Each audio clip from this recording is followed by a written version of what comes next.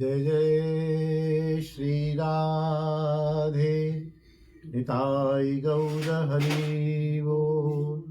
वेद समीर बिहारी की जय, गिरिराज महाराज की जय, तुलसी महारानी की जय, वृंदावन रजरानी की जय, यमुना रस रानी की जय, श्रृंगार वट की जय, सब वैष्णव वृंद की जय, अपने अपने गुरुदेव की जय, पूज्य पिताजी एवं दादाजी महाराज की जय, उनके गुरुदेव पूज्य पाद श्री देवकी नंदन गोस्वामी पाद की जय, सप्त देवालय की जय।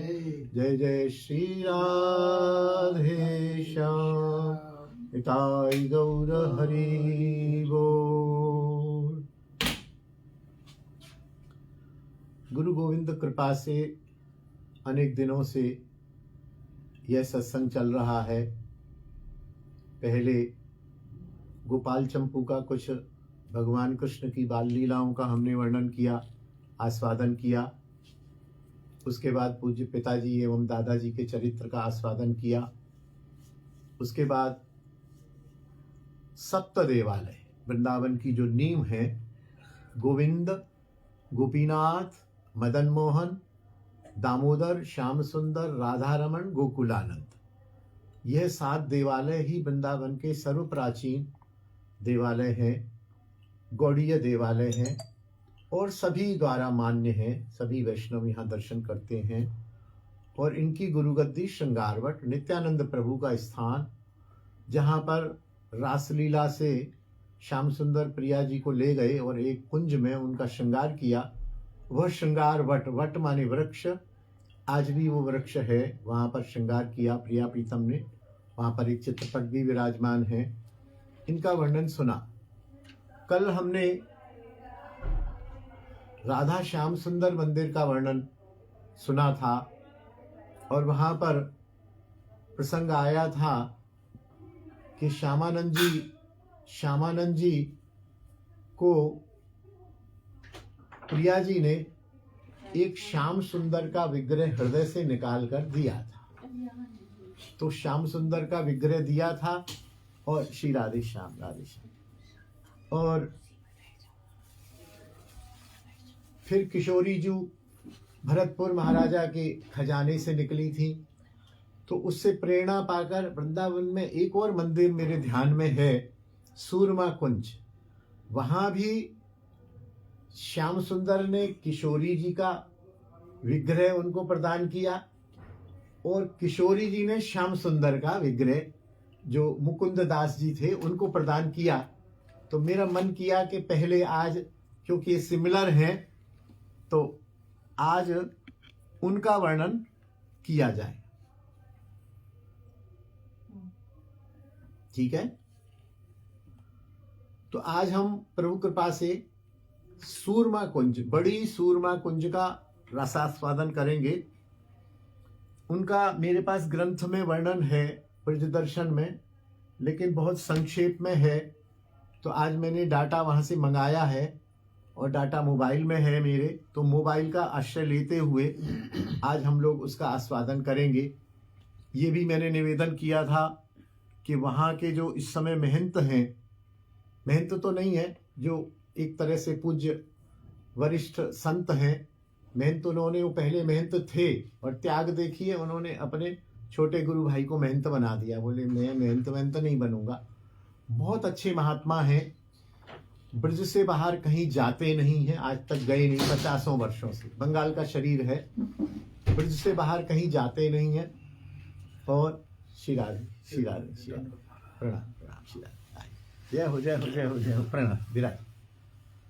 ब्रज से बाहर कहीं जाते नहीं हैं, कहीं पंगत या साधु सेवा या भंडारे में खाते नहीं हैं, अपने घर में ही रसोई में जो ठाकुर जी का प्रसाद बनता है उसे ही पाते हैं। ब्रज में किसी सवारी पर नहीं चढ़ते हैं, चप्पल पहनने का तो कोई सवाल ही नहीं है। वृंदावन में कहीं भी जाएंगे, वृंदावन से बाहर तो जाते ही नहीं है, राधा कुंड बरसाना भी नहीं जाते, वृंदावन में कहीं जाएंगे, चाहे धूप हो, चाहे गर्मी हो, चाहे सर्दी हो, पैदल ही जाएंगे, 1 2 4 5 किलोमीटर कितना भी हो। पंचकोशी भी के अंदर ही रहते हैं, जो परिक्रमा है या वृंदावन की, उसके अंदर ही अंदर रहते हैं। यहाँ मेरी कुटिया में भी यदि मैं आने को कहूँ तो वो यही कह देंगे कि गिरिराज जी आप आज्ञा करोगे तो मैं आ जाऊंगा, मेरा नियम तो नहीं है, तो मैं क्यों कहूंगा, उनके नियम को क्यों तोड़ूंगा। सुबह प्रातः काल 4 बजे लगभग रोज वृंदावन की परिक्रमा करते हैं, एकांत। उनसे कुछ लोगों ने कहा महाराज जी आप परिक्रमा करते हैं, हम भी आपके साथ चलेंगे। बोले तुम चलो, परिक्रमा खुली हुई है, मेरे साथ चल के क्या करोगे, मुझे भीड़ थोड़ी बढ़ानी है। जबकि आजकल का जो समय है वो भीड़ बढ़ाने का है। लोग चाहते हैं, ऐड करते हैं इधर उधर, इतने बजे महाराज जी निकलेंगे, इतने बजे जाएंगे। और एक दिन ऐसा हुआ भी कि एक वैष्णव ने कहा कि ठीक है महाराज जी हम सुबह आएंगे 4 बजे, तो उस दिन 3:30 बजे ही निकल गए। भीड़ उद्देश्य नहीं है, साधन का उद्देश्य भीड़ नहीं है। इसको ये आवरण में कह तो दिया जाता है कि हम प्रचार कर रहे हैं, हम जितने लोगों को लेके चलेंगे उनका कल्याण होगा। अरे उनका कल्याण तो जब होगा, पहले हम अपना कल्याण तो कर लें। किसने भीड़ इकट्ठी करी? आप महाप्रभु को यदि देखेंगे तो महाप्रभु जब वृंदावन आ रहे थे तो उस समय उनके साथ 150 लोग थे, और रास्ते में राम केली पर सनातन गोस्वामी मिले उनको, जबकि सनातन गोस्वामी उनके शिष्य समान थे। तो उन्होंने कहा महाराज प्रभु कहाँ जा रहे हो? बोले मैं वृंदावन जा रहा हूँ। बोले प्रभु आप क्षमा करेंगे, मैं बालक हूँ, वृंदावन जाने की ये रीति तो नहीं है, अपने चेले पेलों को अपनी भीड़ बारात सी लेके तुम जाओ। यहाँ भी है, यहाँ जैसे हमें गुरु जी के पास जाना है तो जो प्राचीन लोग हैं वो 150 या 10-5 चेलों को लेकर नहीं जाएंगे, कोई एक आध। अब जो भीड़ पसंद है वो तो महाराज जी पधार रहे हैं और महाराज जी आगे आगे, पीछे बैंड बाजा और 1000 आदमियों की भीड़ जो है गुरु जी के दर्शन करने जा रही है। ठीक है भैया, प्रदर्शन ही प्रदर्शन है। लेकिन जो विशुद्ध लोग हैं, मेरे को ध्यान है कि एक संत थे भागवत निवास में, वहां के जो महंत थे, भागवत सप्ताह हो रही थी, भागवत सप्ताह में व्यास जी का पूजन होना था। तो वो महंत जी आए, व्यास जी कथा कह रहे थे, तो व्यास जी का पूजन होना था। अच्छा वो उस स्थान के महंत थे, मैं कहीं ना कहीं व्यवस्था देख रहा था, तो मैं गया उन महंत जी को माला पहनाने। मेरे को हट घबरा गया, अभी मैं माला ही पहना रहा हूँ, पहले भी पहनाता था रोज, वो जब भी पधारते थे। मैं घबरा गया, तो हट गया। मैंने कहा कोई बात नहीं। फिर उन्होंने पूजा वूजा की, ठाकुर जी की, वो व्यास जी की पूजा करके, ए गिरिराज इधर आओ, अभी पहनाओ माला। मैंने कहा बाबा क्या अपराध हो गया? अरे मैं पूजन करने जा रहा हूं, मैं महंत बन के माला पहन के पूजन करने जाएगा? मैं पूजन करने जा रहा हूं, मैं दास हूं, मैं एक सेवक हूं, मैं गुरु जी के पास जा रहा हूं, मैं सुखदेव के पास जा रहा हूं कि मैं दूल्हा हूं बन के जाऊंगा? मैंने सिद्धांत समझ में आया कि वरिष्ठ जनों के पास जाओ तो ऐश्वर्य लेके नहीं जाओ। तो वही उन्होंने इनसे कहा हम आएंगे, बोले तुम करो। 4 बजे की बजाय 3:30 बजे ही निकल गए। अनेकों प्रवचन किए हैं इन्होंने, अनेकों भागवत सप्ताह किए हैं, अनेकों चैतन्य चरितामृत की कथा की है, एक तुलसी दल के अलावा आज तक कुछ लिया ही नहीं। एक बार ऐसा प्रसंग बना कि जिन्होंने आयोजन करवाया उन्होंने मेरे को मध्यस्थ लिया बीच में कि नांगिया जी ऐसा करिए, आप बाबा को किसी तरह से प्रार्थना करिए, हम कुछ सेवा देंगे, कुछ भी करिए, कैसे भी। उन्होंने बड़ा परिश्रम किया, 11 दिन कथा की है। तो मैंने बाबा से कहा, मैंने कहा बाबा वो आप मांग तो रहे नहीं हो, वो देना चाहते नहीं, क्यों देना चाहते? गुस्सा मेरे पर भी, जबकि मेरा बड़ा सम्मान करते हैं, क्यों देना चाहते हैं? क्या जरूरत है? मैं पैसे के लिए भागवत की है कि? नागिया जी आप तो समझदार हो, आप कैसी बात करते हो? आप मुझको समझा रहे हो, आप उनको समझाओ। नहीं लिया। एक तुलसी दल उन्होंने फिर 1 किलो का पेड़े का डिब्बा दिया वहीं मंच पर, पेड़े का डिब्बा लिया, उसमें वहीं तुलसी डाली और एक एक पेड़ा सबको बांट दिया, राधे राधे श्याम मिला दे। एक पेड़े का डिब्बा भी लेके नहीं गए। इतने आचरणशील संत हैं, और संत के साथ बड़े विद्वान, बहुत विद्वान, और उम्र भी ज्यादा नहीं है, मेरे आसपास या मेरे से शायद आयु में छोटे ही होंगे, उम्र भी ज्यादा नहीं है। परम वीतराग यहाँ मैंने सेवा में उनका चित्रपट विराजमान किया, आप यहाँ भी दर्शन कर सकते हैं। तो वो उस बड़ी सूरमा कुंज में विराजते हैं, और बड़ी सूरमा कुंज का इतिहास थोड़ा सा मैं आपको सुना देता हूं। एक तो यह इसकी जो लोकेशन है, ये पत्थरपुरा एक स्थान है वृंदावन में। लोई बाजार से जब हम निधुवन को जाते हैं तो निधुवन वाली साइड में, निधुवन से पहले ही एक रास्ता गया हुआ है। जैसे हम यूं जाके निधुवन के लिए राइट में मुड़ते हैं, तो उस निधुवन से पहले यूं जाते ही यहाँ एक राइट को पहले मुड़ रहा है, वो पत्थरपुरा जाता है। वहां पर बड़ी सूरमा कुंज पत्थरपुरा बहुत मशहूर स्थान है, छोटा सा आश्रम है, ठाकुर हैं। वृंदावन धाम के अति प्राचीन मंदिर एवं कुंजों में बड़ी सूरमा कुंज का महत्वपूर्ण स्थान है। पहले यहां लता पताओं से युक्त झुरमुट था। गौड़ीय वैष्णवाचार्य श्रीमद रघुनाथ भट्ट गोस्वामी एवं श्रीमद कृष्णदास कविराज गोस्वामी जैसे प्रमुख आचार्यगण इस निर्जन मनोरम वन स्थल में भजन करते थे। रघुनाथ भट्ट गोस्वामी ने भी भजन किया यहाँ। कृष्णदास कविराज गोस्वामी जिन्होंने चैतन्य चरितामृत लिखा है, उन्होंने भी भजन किया। 400 वर्ष पूर्व लगभग श्रीपाद कृष्णदास कविराज गोस्वामी ने भक्ति साहित्य का अनुपम रत्न श्री चैतन्य चरितामृत की रचना की थी। बाद में उनके शिष्य श्री मुकुंद दास गोस्वामी जी ने यहाँ पर मंदिर का निर्माण कराकर श्री विग्रह सेवा स्थापित की। मुकुंद दास जी के चरित्र से अभी आपको पता लगेगा कि उनको जब प्रिया जी ने विग्रह दे दिया श्याम सुंदर का, और श्याम सुंदर ने राधा जी का विग्रह दे दिया, तो अब विग्रह तो लता पता में कैसे बैठेगा, सेवा है, मर्यादा है। तब उन्होंने वहां छोटा सा ये मंदिर और ये कुंज सी बनाई। यहाँ श्री राधा गोविंद के हृदय से प्रकटित तथा श्री राधा रानी द्वारा प्रदत्त ठाकुर राधा नयनानंद जी महाराज विराजमान हैं, जो अत्यंत चित्ताकर्षक हैं। स्वयं प्रकट श्री नृसिंह भगवान शालिग्राम रूप में स्वयं प्रकट हुए, वो भी यहाँ विराजमान हैं और परम चमत्कारी हैं। कुछ ना कुछ चमत्कार नृसिंह भगवान करते रहते हैं। यहाँ पर कृष्णदास कविराज की भजन स्थली है और मुकुंदास गोस्वामी एवं श्री रूप कवीश्वर गोस्वामी की समाधियां हैं। यह स्थान श्री गौड़ीय वैष्णव संप्रदाय की एक प्रमुख आचार्य पीठ है। सन 2011 में बड़ी सूरमा कुंज में एक वैष्णव शोध पीठ की भी स्थापना हुई है। यहाँ के ग्रंथ मंदिर में श्री कृष्णदास कविराज गोस्वामी के द्वारा लिखित चैतन्य चरितामृत की मूल पांडुलिपि भी सिंहासन पर विराजमान है। जो चैतन्य चरितामृत कृष्णदास कविराज ने लिखी, उसकी मूल प्रतिलिपि भी विराजमान है।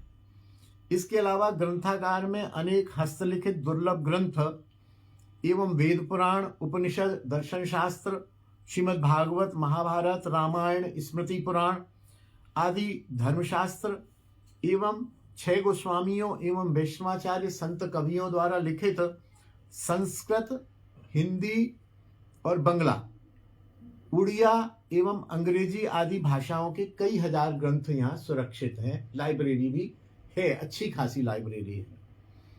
इसके अलावा दुर्लभ चित्र भी हैं। कृष्णदास कविराज गोस्वामी तथा अन्य आचार्यों के कमंडल भी हैं। यहाँ कमंडल हैं, बर्तन हैं, दंड जो हाथ में लेते हैं, दुर्लभ प्राचीन वस्तुएं भी यहाँ हैं।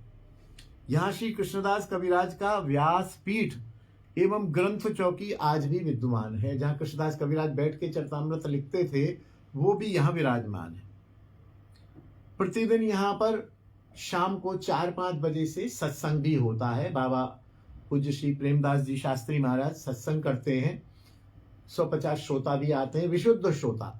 वहाँ कोई पंडाल नहीं है, वहाँ कोई कीर्तन, संगीत मंडली, बाजा, पियानो बजाना कुछ नहीं है। ऐसे ही जैसे मैं कर रहा हूँ, ग्रंथ रखते हैं सामने और ग्रंथ के आश्रय पर कथा करते हैं। विशुद्ध कथा, मनोरंजन नहीं है, मनोमंथन है। और मनोरंजन तो बहुत हो रहा है, अब मनोमंथन की आवश्यकता है। इस समय जो रिक्वायरमेंट है समाज में, वैष्णव समाज में, वो अब मनोमंथन चाहिए जो वहां होता है। कृष्णस्य हृदयाम्बोजात् श्री राधा विग्रह शुभ, राधा हृत कमलात् कृष्ण मूर्तिश्चाथ प्रकाशिता। अर्थात श्री कृष्ण के हृदय से श्री राधा विग्रह का आविर्भाव हुआ और श्री राधा रानी के हृदय कमल से श्री कृष्ण विग्रह का आविर्भाव हुआ, जो समस्त लोगों में अद्वितीय तथा अनुपम है।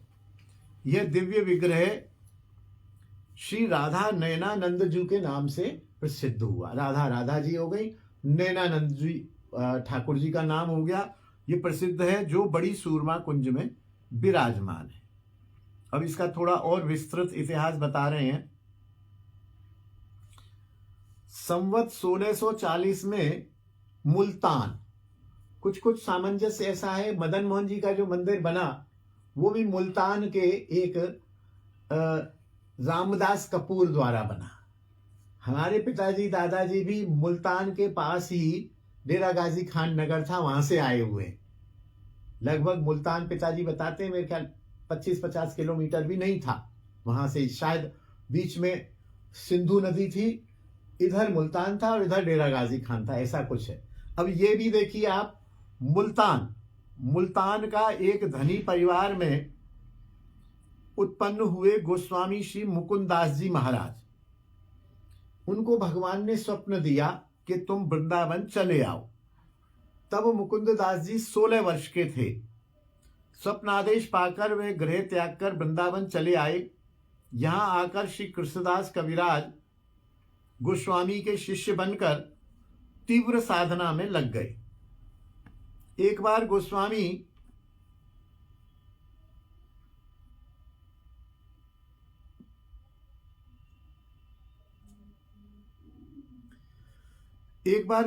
श्री मुकुंदास जी राधा गोविंद प्रभु के दर्शन का संकल्प लिया और अन्न जल त्याग कर ब्रजरज खाकर कठोर तपस्या की। मैं कुछ खाऊंगा नहीं, ना अन्न खाऊंगा ना जल पीऊंगा, केवल ब्रजरज खाऊंगा और पानी पी लेते।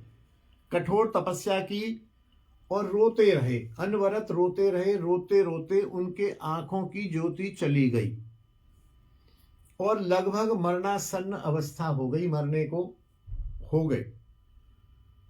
राधा रानी का हृदय दया से द्रवित हो गया, क्योंकि ठाकुर तो देख ही रहा है। हम ठाकुर को देखें ना देखें, जब ठाकुर हमें देख रहा है तो बस हो गया, जीवन सफल हो गया।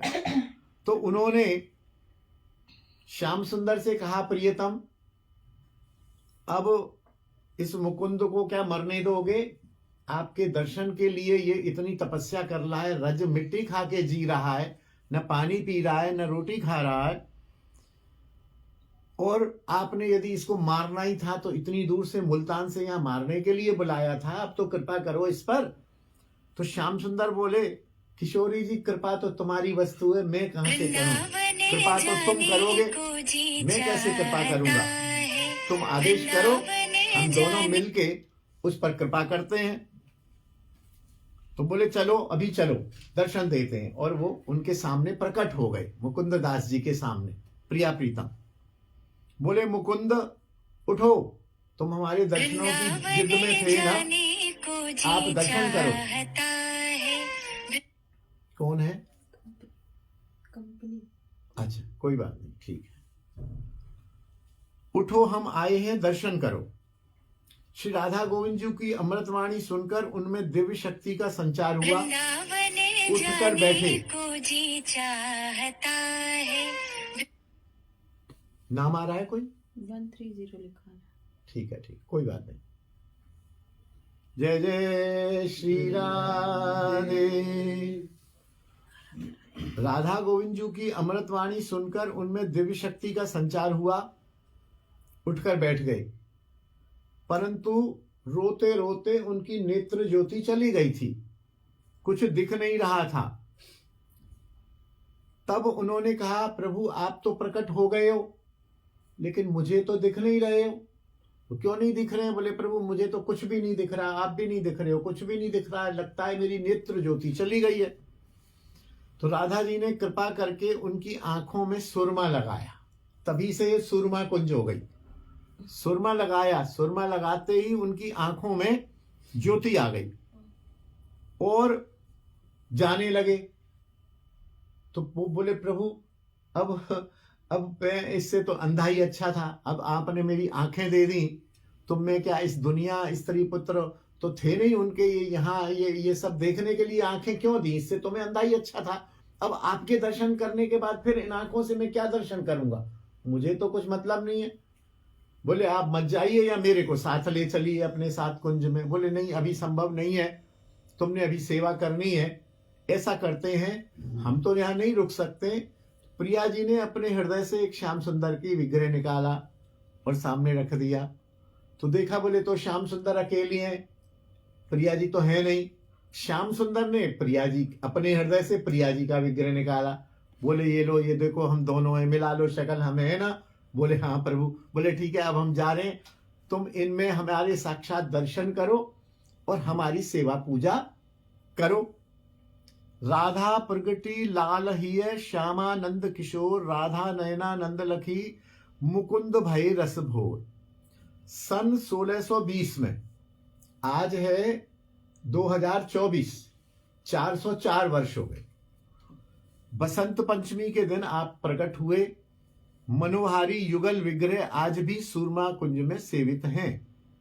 श्री राधा रानी द्वारा सुरमा लगा देने के कारण ब्रजवासी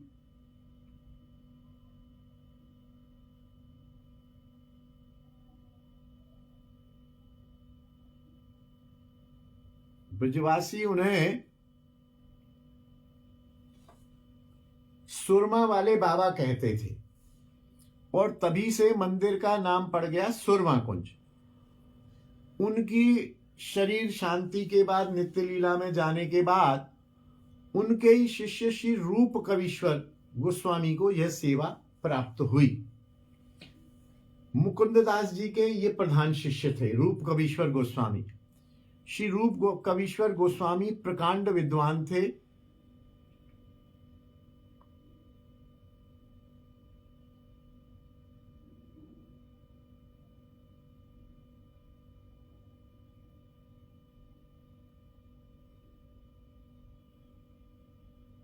कुछ गड़बड़ हो गया।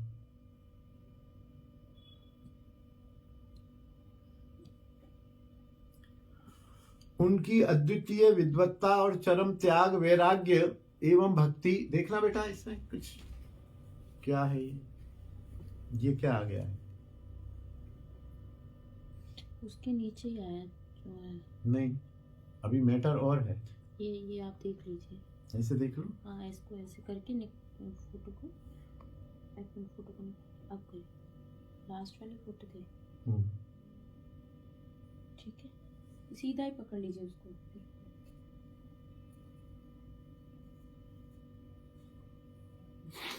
जय जय श्री राधे।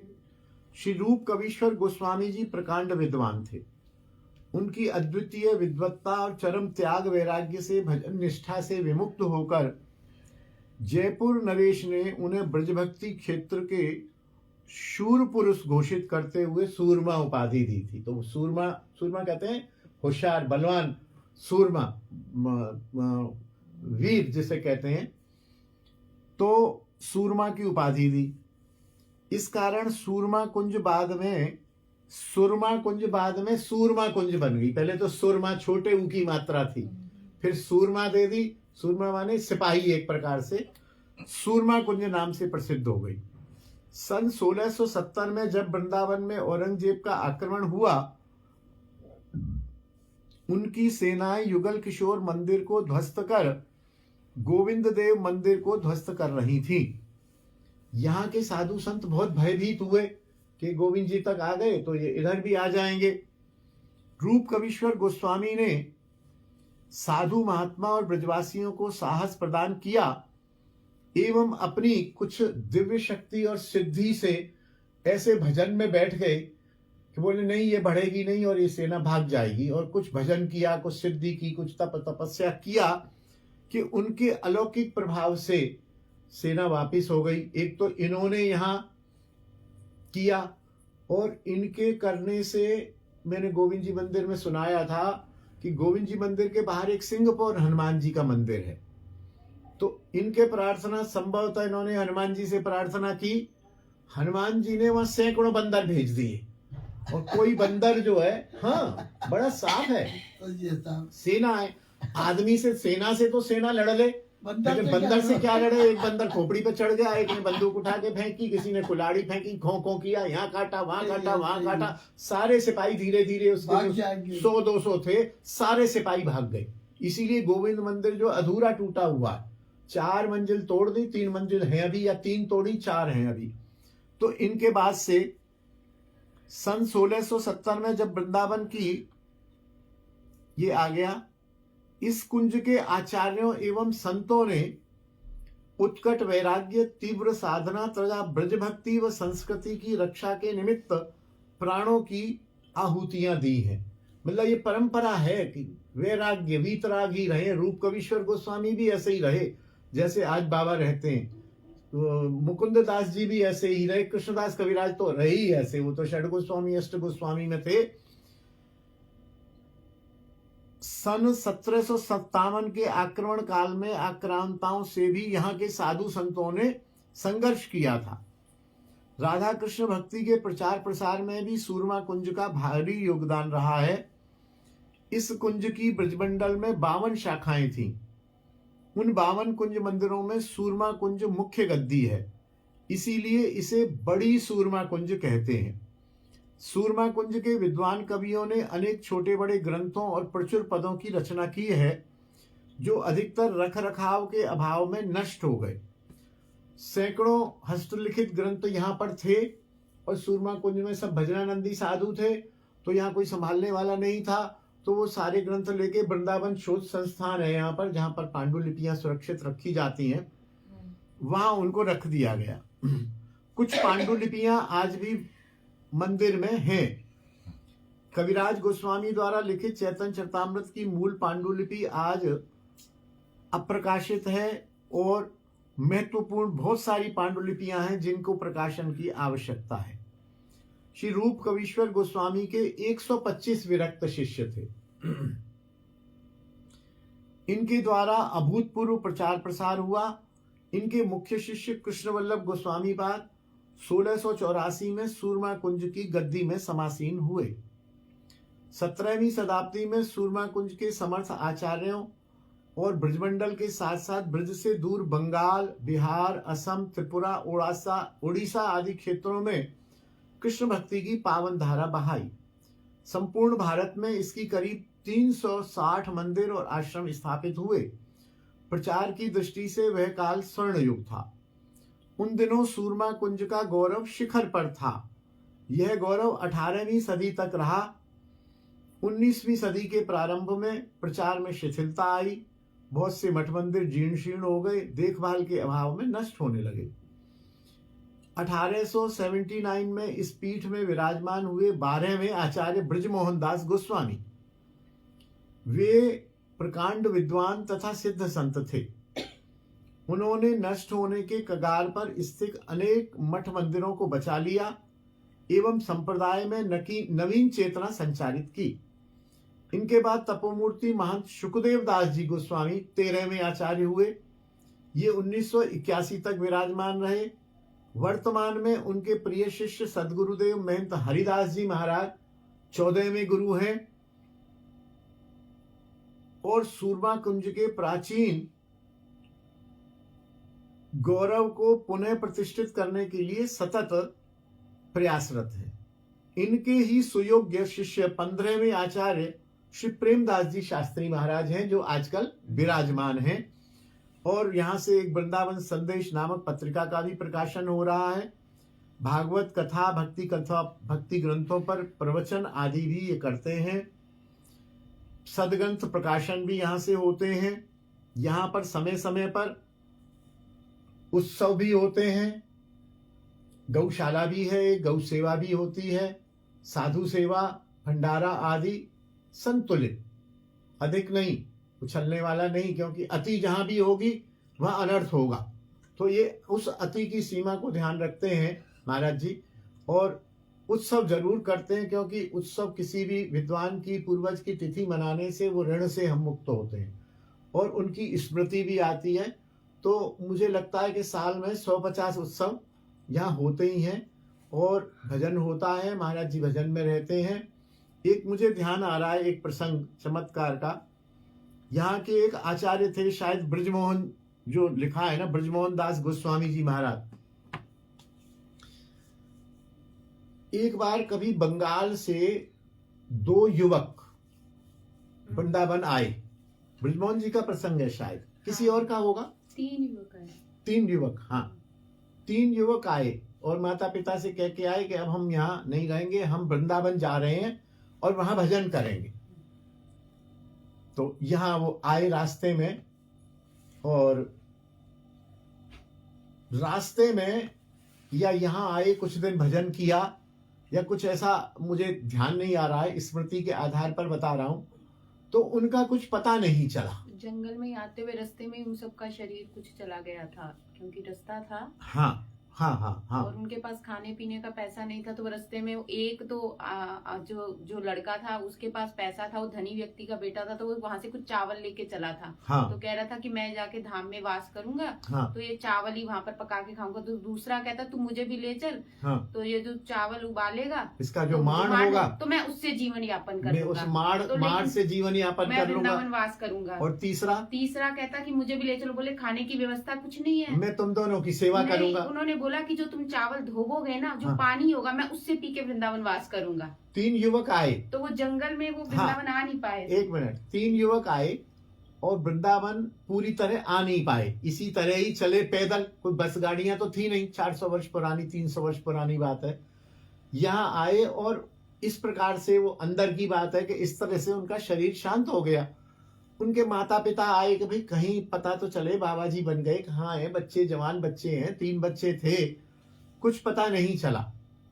तो किसी ने उनसे कहा कि तुम ये ब्रजमोहन दास हैं, इस समय सिद्ध संत हैं, तुम इनके पास जाओ। तो वो इनके पास आए, बोले बाबा ऐसे ऐसे हमारे 3 बालक चले हैं वहां से। तो बोले ठीक है, मैं ध्यान करूंगा, और मैं ध्यान करके तुम्हें कल बताऊंगा कि वो बालक कहाँ है। इनमें ऐसी, मैं वो बता रहा हूं कि ऐसी दिव्य शक्ति थी कि मैं बताऊंगा वो बालक कहाँ है। तो उन्होंने ध्यान किया और तीनों बालकों की स्थिति स्पष्ट की। पहला बालक जो चावल खा के रहा, वो मुझे नहीं पता, वो 3 वृक्ष उनका जन्म हो गया था यमुना जी में। 3 हाँ। वृक्ष वो बन गए थे। तो हाँ। मुझे वृक्षों के तो नाम याद नहीं है। तो एक वो बना वृक्ष। हाँ। मुझे वृक्ष वो तीनों बालक वृंदावन में जमुना किनारे वृक्ष बन गए। और जो चावल खा रहा था वो फलाना कोई आम का वृक्ष बन गया, जो माड़ वाला था वो कोई और बन गया, वो बेर का बन गया। वो कथा है इनकी, यदि ब्रजमोहन जी का प्रसंग हम देखेंगे, समय आने पर उसको सुनाएंगे। तो तीनों वो ब्रज में आके वृक्ष बन गए। अब प्रश्न ये उठता है कि वृंदावन तो आए नहीं, लेकिन अंते मति सो गति, वो में हम वृंदावन में जाएंगे, वृंदावन में हम भजन करेंगे, हम वृंदावन में ही मरेंगे, वृंदावन की रज प्राप्त करेंगे। ये चिंतन करते करते करते करते रास्ते में उनके शरीर शांत हो गए। तो उनकी मति ब्रज में रहने की थी, तो वो वृक्ष रूप में ब्रज में वास किया। और ब्रजमोहन जी ने, उनके माता पिता जो भी थे, बोले चलो देखो ये 3 वृक्ष हैं, ये वो वाला लड़का है जो चावल खाता था, ये वो वाला है जो माड़ खाता था, ये वो वाला है जो पानी पीता था। और तीनों वृक्ष की भी कुछ अलग अलग थी। तो इन्होंने उनको चमत्कृत करके बताया, तुम चिंता मत करो, तुम्हारे बच्चों को ब्रजवास मिल गया है।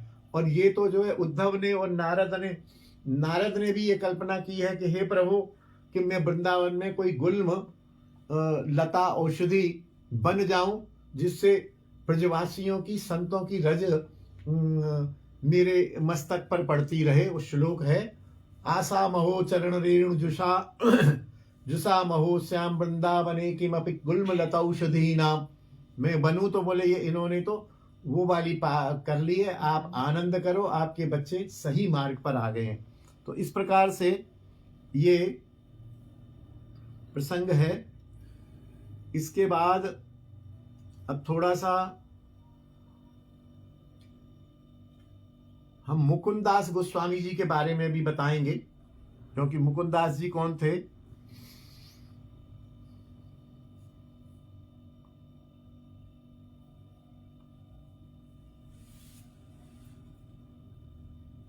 मुकुंदास जी का पहला तो चरित्र जो हमने सुना है वही है, मुल्तान से आए हैं और ठाकुर जी ने इनको अपने विग्रह प्रकट करके दिए हैं।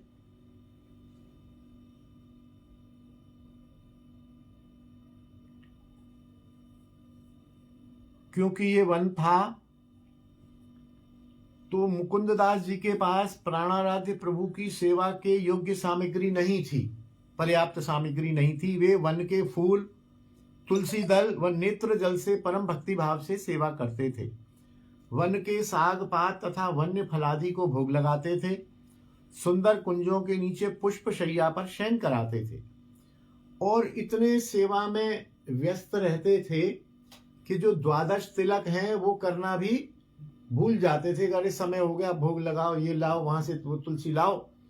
तो एक बार बिना तिलक धारण किए हुए ठाकुर जी की सेवा में गए। श्रृंगार करते समय राधा रानी ने उनसे पूछा, मुकुंद आज तिलक नहीं लगाया? ओह प्रिया जी, क्षमा करना मेरे से गलती। क्योंकि साक्षात थे, बात करते थे, हृदय कमल से निकले थे और उन्होंने कहा था तुम जाओगे मैं किसके सहारे रहूंगा? बोले ये हम साक्षात हैं, हमसे बात करना, पूछना, बात करते थे। तो बोले स्वामिनी ऐसे ऐसे भूल गया। बोले सुनो, तुमको 12 तिलक लगाने में देर लगती है, मैं तुम्हें बता देती हूँ, ये 5 तिलक तुम लगा लिया करो। तो राधा रानी ने उनके मस्तक ललाट पर, कंठ पर, वक्षस्थल पर और दोनों बाहुओं पर तिलक लगा दिया। बोले तुम कभी कभी जल्दी में 5 तिलक भी लगा लोगे तो हम मान्य कर लेंगे कि 12 तिलक की जगह 5 तिलक पर्याप्त है।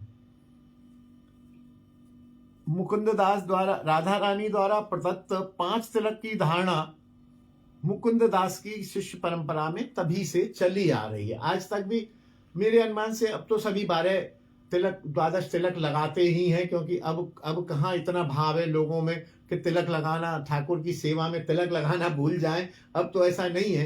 तो मेरे अनुमान से 5 तिलक की तो एक वैकल्पिक व्यवस्था राधा रानी ने दी थी, तो कुछ समय तक लगा होगा। अब तो सभी लोग द्वादश तिलक ही लगाते हैं मेरे अनुमान से।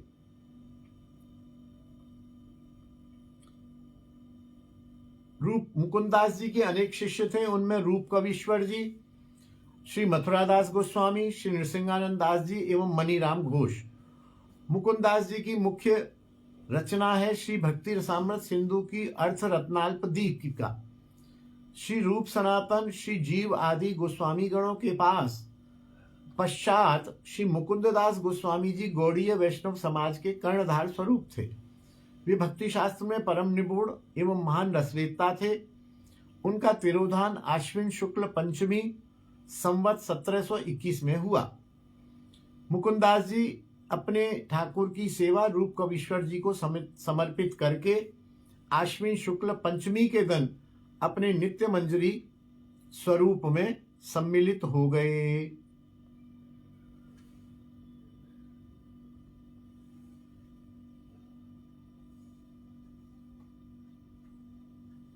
मुकुंददास जी मंजरी रूप में सम्मिलित हो गए और यहाँ लगभग जो हमें संक्षेप में प्राप्त हुआ, सूरमा कुंज का चरित्र, मुकुंददास जी का चरित्र हमने सेवा में समर्पण किया।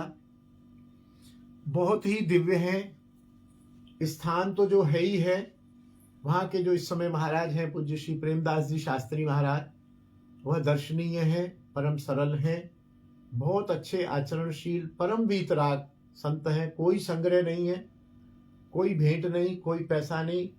जो चढ़ाना है मंदिर में चढ़ाओ और उनका खर्च मंदिर से ही चलता है। उनका कोई निजी पैसा लेना देना या किसी प्रकार से मांगना करना आज के समय में दुर्लभ संत हैं। आप जब भी वृंदावन आए तो बहुत मशहूर जगह है पत्थरपुरा में बड़ी सूरमा कुंज। और एक और चिन्ह दे देता हूं, सूरमा कुंज के लगभग सामने ही यहाँ के बहुत ही प्रसिद्ध पंडित हैं, कर्मकांडी पंडित श्री विष्णु पंडित जी। उनके सुपुत्र हैं श्री मृदुलकांत शास्त्री। उनका भी नाम पूछेंगे तो बहुत प्रसिद्ध हैं विष्णु पंडित जी, श्री विष्णु पंडित जी, श्री मृदुलकांत जी शास्त्री लगभग उनके सामने ही विराजते हैं। अवश्य बाबा के दर्शन करने चाहिए। और ठाकुर जी भी वहाँ बहुत सुंदर, बहुत अलग तरह का, ऐसा आप दर्शन करेंगे तो रुपहला सा विग्रह है। ऐसा लगता है जैसे चांदी का बना हुआ विग्रह हो, अलग तरह का है। वैसा विग्रह बहुत कम देखने में मिलता है और बड़ी श्रद्धा पूर्वक वहाँ सेवा होती है, आरती होती है। वहाँ का श्री राधा नयनानंद जी उनका नाम है और बहुत सुंदर भावपूर्वक सेवा, पूजा, ग्रंथ अध्ययन होता है। आप कभी भी वृंदावन पधारें, उनके दर्शन अवश्य करें। आपको एक अलग सी शांति, अलग सा वाइब्रेशन, अलग सी कुछ है वाइब्रेशन मिलेगी। तो इस तो प्रकार स्वामी जी वो विग्रह वही है जो वही, राधा रानी निकाल के बिल्कुल दिया वही, था, बिल्कुल और श्याम सुंदर जी निकाल के बिल्कुल दिया। वही, वही विग्रह, वही विग्रह, शुरू से वही रखा हुआ बिल्कुल है। बिल्कुल 500 साल, 400-500 साल पुरानी बात है। आपको तो दर्शन वही विग्रह है। आज हम दर्शन करके आए श्याम सुंदर जी। श्याम सुंदर जी आपने किए दर्शन? बहुत सुंदर दर्शन है। तो बड़ी वाले भी बहुत सुंदर है, छोटे वाले तो वो पता नहीं देख लग रहा है कि देखते ही रहो इतनी देर। हाँ, छोटे वाले भी तो हृदय से निकले हुए। साइड से दिखते हैं। वो साइड- क्या कहने के छोटे वाले भी आए हैं, हाँ? वो भी बसंत हाँ पंचमी वो पे भी। आए हैं। अच्छा देखिए, हृदय कमल से जो श्याम सुंदर के छोटे लाला लाली के विग्रह हैं वो भी वसंत पंचमी को आए, और ये विग्रह भी वसंत पंचमी की बात है। वसंत पंचमी को ही प्रिया प्रीतम में निकाले। ये साम्य था कुछ, इसीलिए मैंने आज सूरमा कुंज का वर्णन लिया, नहीं तो सूरमा कुंज का भी कोई क्रम नहीं था। मैंने बसंत पंचमी को वो आए, बसंत पंचमी को ये आए, और बसंत पंचमी को ही उनका विवाह हुआ, बसंत पंचमी को ही वो हृदय से निकले, ये भी हृदय से निकले, और दोनों ही सिद्ध स्थान है। दोनों ही जगह बहुत षोडशोपचार से पूजा होती है, बहुत दिव्य विग्रह हैं। जरूर हम लोग दर्शन करेंगे, उत्सव भी होते रहते हैं। जय जय श्री राधे, निताई गौर हरि बोल। वीर समीर बिहारी की जय, श्री राधा नयनानंद जू की जय, गिरिराज महाराज की जय, तुलसी महारानी की जय, ब्रजरज रानी की जय, यमुना रस रानी की जय, श्रृंगार वट की जय, समस्त वैष्णव वृंद की जय, अपने अपने गुरुदेव की जय। जय जय श्री राधे श्याम। बहुत सुंदर भजन।